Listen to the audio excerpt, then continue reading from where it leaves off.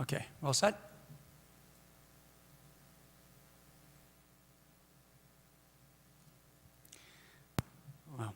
Well, good afternoon, and thank you for joining us. We are joined today by Ward 4 City Councilor Jesse Klingon, Police Chief Dave Fallon, Fire Chief Charles Breen, and Deputy Chief Chris Major, Core Program Director Ms. Patty Contente, Health and Human Services Director Doug Kress, the Director of Prevention Services Matthew Mitchell, and Vincent Green, an attorney from the Motley Rice Law Firm, which is representing the city in this suit.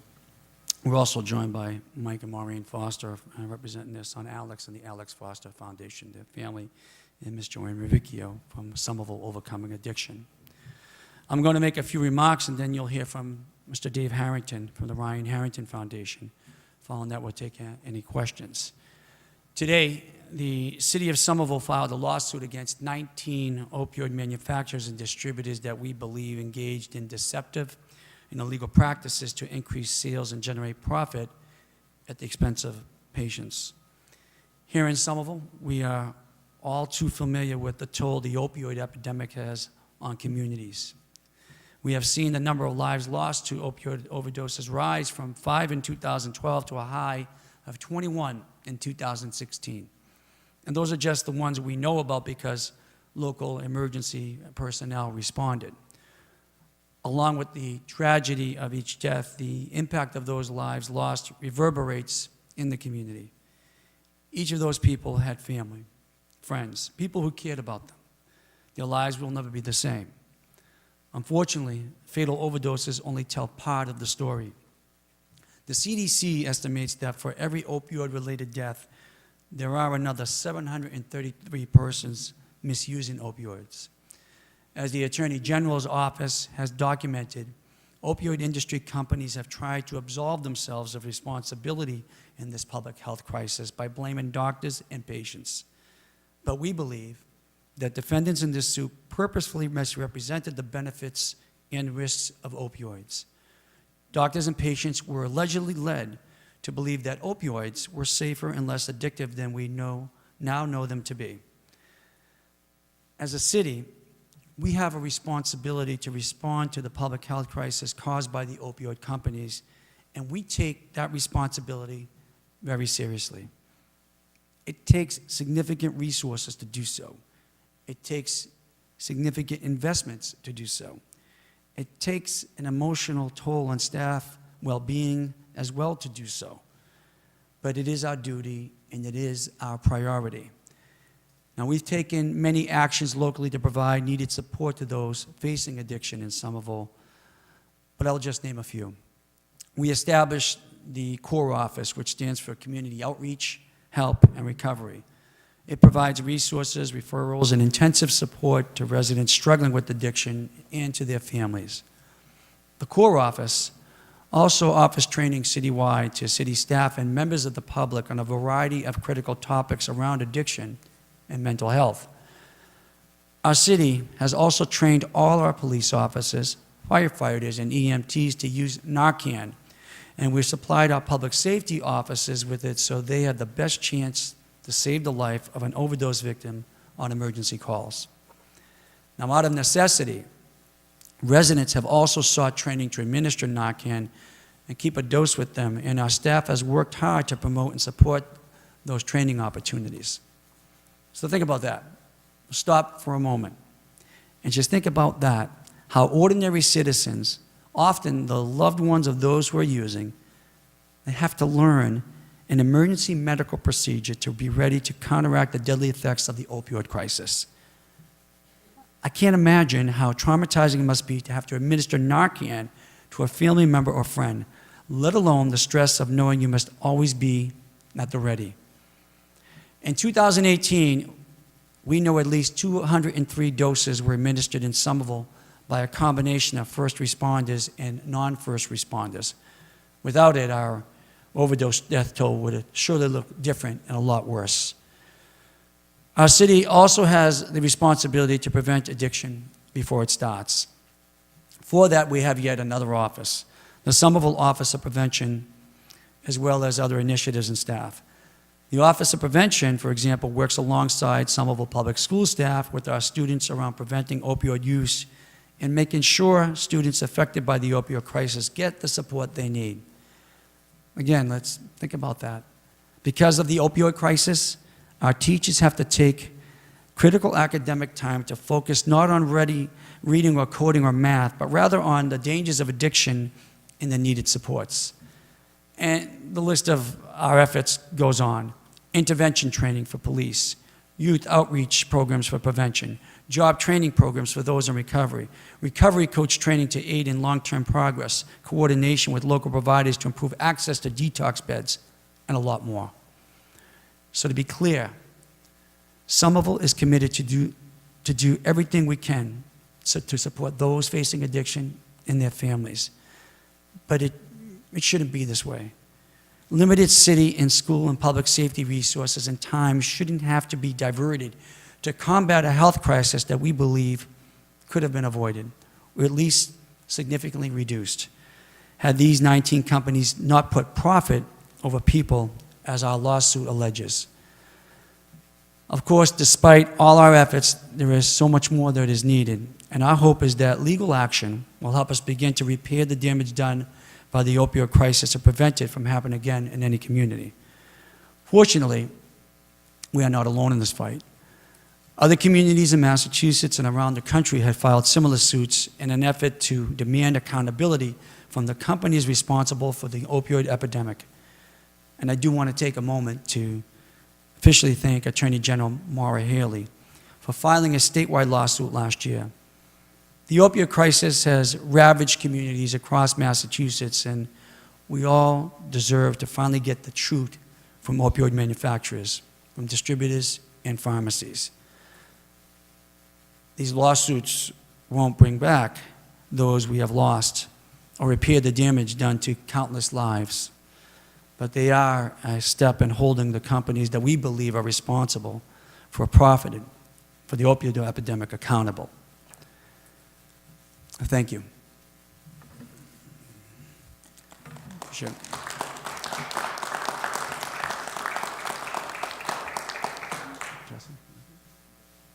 At this time, I'm going to invite up Mr. Dave Harrington, who's a friend, a neighbor, Ryan's dad, and the Ryan Harrington Foundation to say a few words.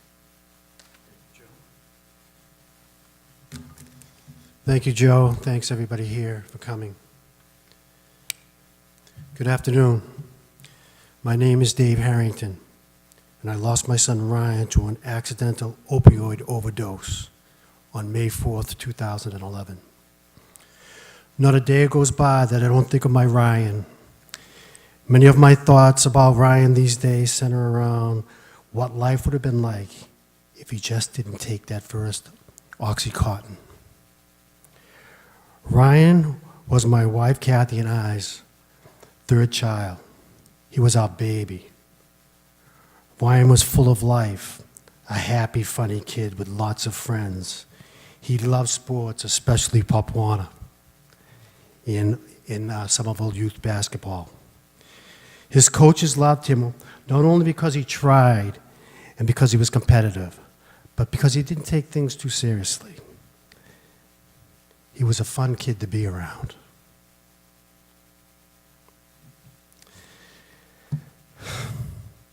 As I said, Ryan was our baby and completed our wonderful family. David was our oldest, Eileen was our middle child and our only girl, and Ryan was our second son and the youngest. We were so blessed that each one of our child had their own special niche. When Ryan was in his first year of private high school, we allowed Ryan to go to his first freshman dance. We found out later that at that dance he was offered Oxycontin and made a decision which would not only cause Ryan's addiction and death, but it would also change our family's life forever. For almost 12 years, Ryan struggled with addiction. We tried everything imaginable to help. counselors, detoxes, holdings, transitional housing, tough love, not so tough love, getting him out of the city, and at our lowest point, incarceration. The chaos in our home was unbearable, the saddest, most stressful, and the most alone we felt in our entire life, even with a very good support system. I firmly believe that this could have all been avoided if OxyContin wasn't marketed as a wonder drug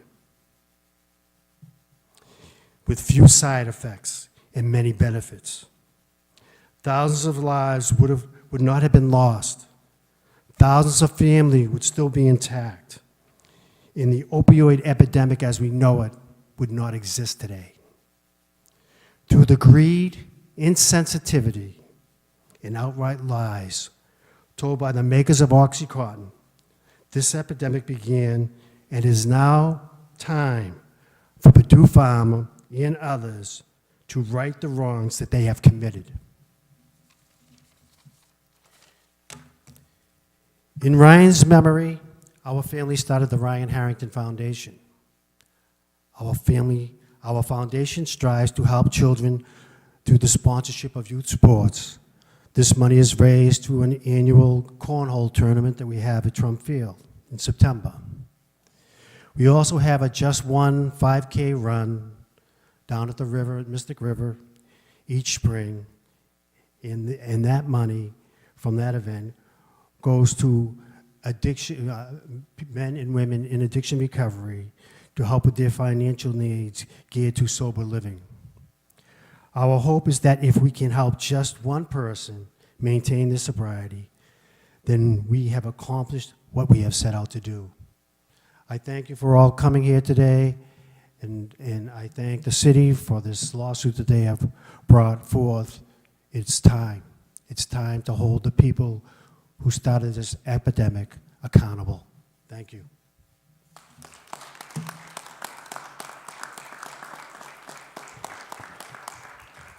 Thank you, Dave. Are there any questions? Yeah. Mr. Harrington, that's you? Yes. Hi. Yes. My name is Julia Taliesin. It's nice to meet you. I'm with the Somerville Journal. It's very nice to meet you as well. I guess I'm wondering what you hope this lawsuit will accomplish. You know, is it making a statement? Is it, you know, is there any action you hope to see from this? I hope it makes a, you know, what's the best way to hurt a businessman? In his pocketbook, you know, whether they ever get it or not, whether they ever really feel any remorse, maybe they never will. But guess what? When you hurt them in the pocketbook, you know, they have issues with that. What I hope that justice is served, quite frankly. Thank you. Mayor, I would ask you the same question. Is this making a statement? What is this about, this lawsuit? Well, it's making a statement that we're going to fight for our community, our families, the victims, the survivors. We joined the ranks of other communities in the Commonwealth around the country and the Attorney General. We need to hold those responsible accountable.